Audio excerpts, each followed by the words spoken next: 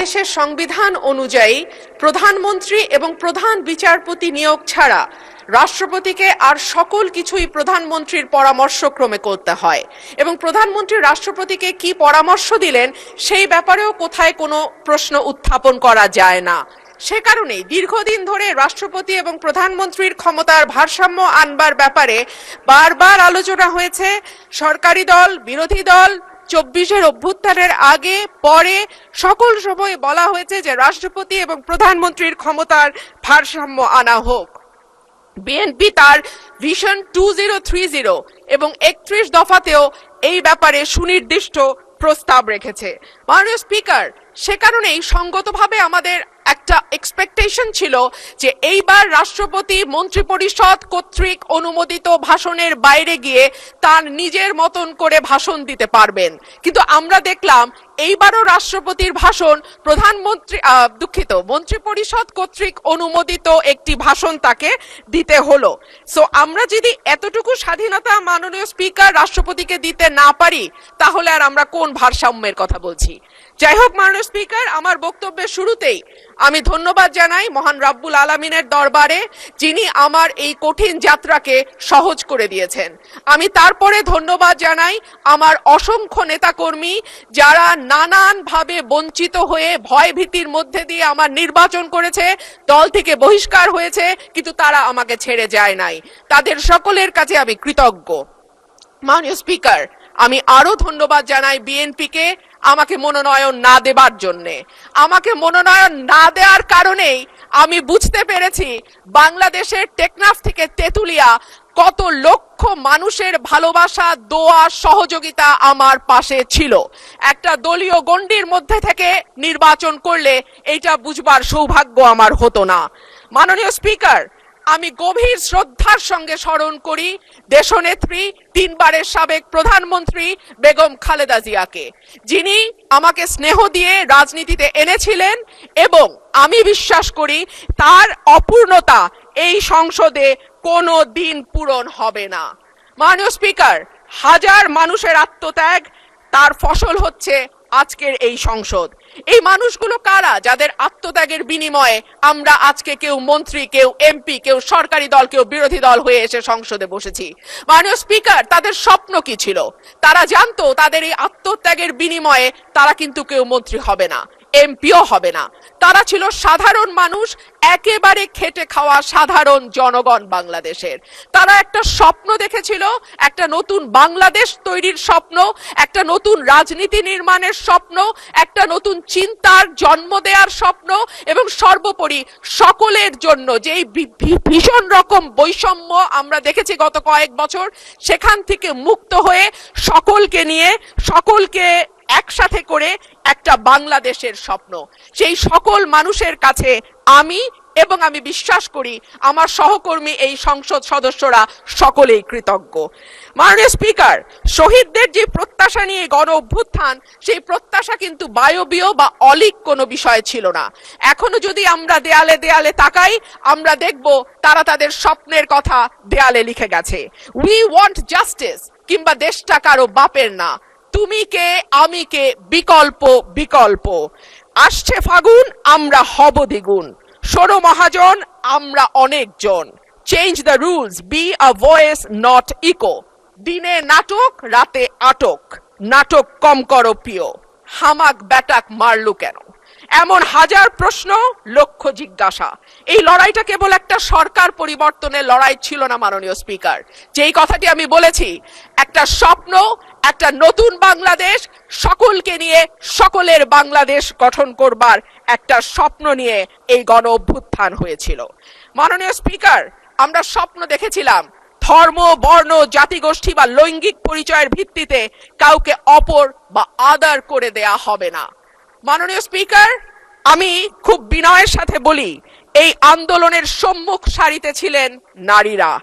এক ঝাঁক নতুন প্রজন্মের তরুণ মুখ আমরা পেয়েছিলাম। সেই নারীরা 1 বছর পার না হতেই হারিয়ে গেলেন কেন 7 জন নারী সাংসদের এই সংসদে, সেই প্রশ্নটা আমি আপনাদের কাছে রেখে যাচ্ছি। মিছিলের সামনের সারিতে নারীর প্রয়োজন হয়, পুলিশের টিয়ার শেল লাঠিচার্জের সামনে নারী ঢাল হয়ে দাঁড়ায়, অস্থির সময় নারীর সাহায্য ছাড়া পার হওয়া যায় না, আর সবকিছু যখন ঠিক হয় তখন নারী হয়ে যায় ট্রোলের বস্তু।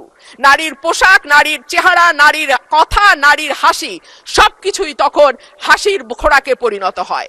মাননীয় স্পিকার, আমি আপনার মাধ্যমে আজকে সংসদে আরেকটি কথা বলে যাই।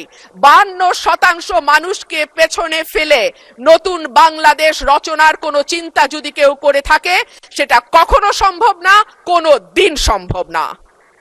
মাননীয় স্পিকার, রাষ্ট্রপতি ভাষণের 5 নম্বর প্যারায় বলা হয়েছে, বিবিএস এর চূড়ান্ত হিসাব অনুযায়ী জিডিপি প্রবৃদ্ধির হার 3.49%।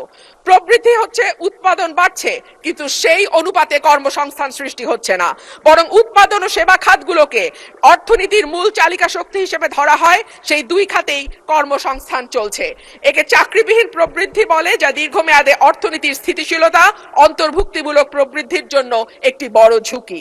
দেশে শিক্ষিত বেকারের সংখ্যা বাড়ছে, অন্যদিকে দক্ষতার অভাব এবং ভাষাগত দুর্বলতার কারণে বড় বড় প্রতিষ্ঠানগুলো বাধ্য হচ্ছে অন্য লোক নিয়োগ দিতে, অর্থাৎ কর্মমুখী শিক্ষা দিয়ে চাকরির জন্য প্রস্তুত করতে আমরা ব্যর্থ হচ্ছি।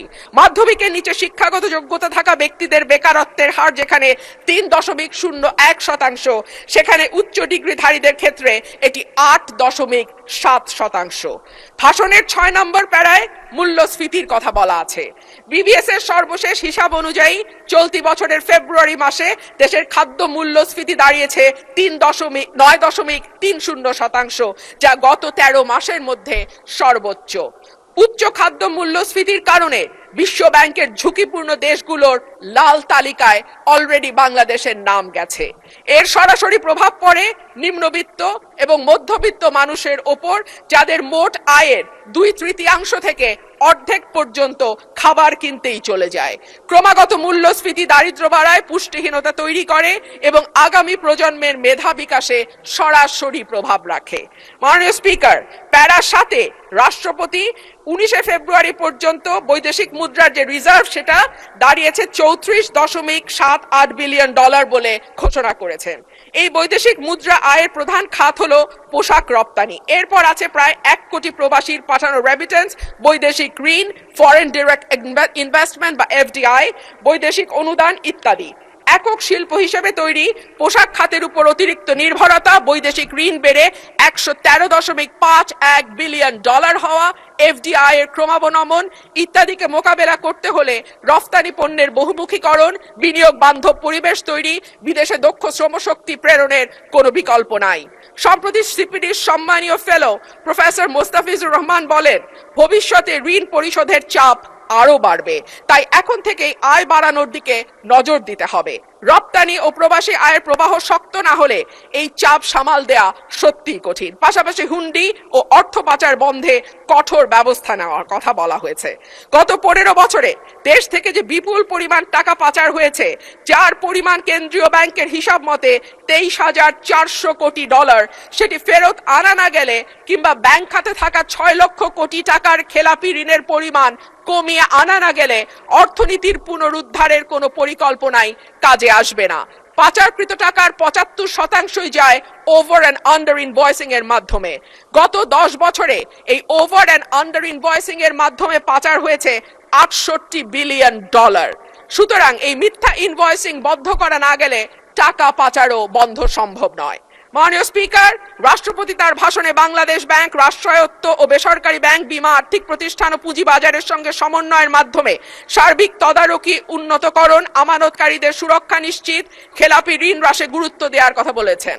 যে কোনো দেশে কেন্দ্রীয় ব্যাংক হলো আর্থিক প্রতিষ্ঠানের নিয়ন্ত্রক সংস্থা, এটি সরকারের ব্যাংক হিসেবে কাজ করে। দক্ষিণ এশিয়ার দেশগুলোর দিকে তাকালে দেখা যায় কেন্দ্রীয় ব্যাংকে প্রিন্সটন বা ক্যালিফোর্নিয়া থেকে পিএইচডি করা উচ্চ ডিগ্রিধারী মানুষজন, অভিজ্ঞতা সম্পন্ন লোকজন নিয়োগ পেয়েছেন। অন্যদিকে বাংলাদেশে নতুন সরকার গঠনের পর যিনি নিয়োগ পেয়েছেন, তিনি হলেন বিএনপির নির্বাচন পরিচালনা কমিটির সদস্য এবং একজন সোয়েটার ফ্যাক্টরির এমডি। মাননীয় স্পিকার, আমি আপনাকে অনুরোধ করব আমার সময় 2 মিনিট বাড়িয়ে দিতে। মাননীয় স্পিকার, একই ঘটনা আমরা বিশ্ববিদ্যালয়ের উপাচার্য নিয়োগের ক্ষেত্রেও দেখেছি। সবগুলো বিশ্ববিদ্যালয়ে দলীয় ভিসি প্রভিসি নিয়োগ দেয়া হয়েছে। দল করা দূষণীয় কিছু নয়, কিন্তু দল না করলে যদি নিয়োগ না হয় সেটা দুর্ভাগ্যজনক। মাননীয় স্পিকার, রাষ্ট্রপতির ভাষণে উঠে এসেছে অলিগার্কিক কাঠামো ভেঙে জনগণের অংশগ্রহণ নিশ্চিত করা, বিনিয়োগ নির্ভর অর্থনীতি তৈরি করা। আশা করব আগামীতে সালমানের জায়গায় সাইফুর এসে বসবে না। আশা করব বিনিয়োগ বান্ধব পরিবেশ তখনই হবে যখন আমরা আমলাতান্ত্রিক জটিলতা কমিয়ে বিদ্যুৎ গ্যাসের নিরবচ্ছিন্ন সরবরাহ নিশ্চিত করতে পারবো, ঘুষ দুর্নীতি কমিয়ে একটা ওয়ান স্টপ সার্ভিসের ব্যবস্থা করতে পারবো। পাতানো নির্বাচন বলতেই 14, 18, 24-এর কথা আসে মাননীয় স্পিকার, কিন্তু গত কয়েকদিন আগে পত্রিকায় যেটা স্পষ্টভাবে এসছে 2008 সালের নির্বাচন মাননীয় স্পিকার, সেটিও কোনো নিরপেক্ষ নির্বাচন ছিল না। 2008 সালের নির্বাচনেও একরকম